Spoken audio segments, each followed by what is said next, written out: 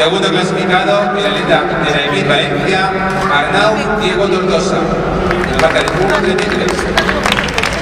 Y primer clasificado, Sergio Arbul San Eustaquio, del Valencia Terreno, marca de 1.43.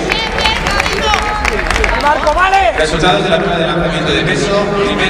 Primera clasificada, Thais Ross, de Valencia Terrimar, una marca de 9.31. Segunda, Ana María Puig, de Club Atletismo Lacoas, 6.82. Tercera, Carla López, de Valencia Terrimar, 6.25. Cuarta, Andrea Pérez, de Nuestra Señora del Carmen, 5.44. Quinta, Elena Rivera, de Nuestra Señora del Carmen, 5.31. Sexta, Emma Lacal, de la EMIT Valencia, 5.50. Séptima, Noelia Gómez, de Terrimar, 5.09. Octava, Graciela Olmo, de Terrimar, 4.79. Novena, Lidia Lacal, de Valencia, 3.90. Y décima, Marta Martínez, de Valencia Terrimar, 3.62. Las tres primeras clasificadas del peso femenino que pasan a podio, que son Thais Ross, del Valencia Terrimar, Carla López, del Valencia Terrimar, y Andrea Pérez, de la Señora del Carmen.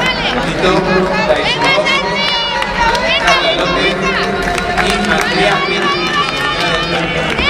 Tres atletas que pasan a podio para la primera de las medallas. ¡Vale, Marco, venga, aprieta! ¡Marco, corre! ¡Marco!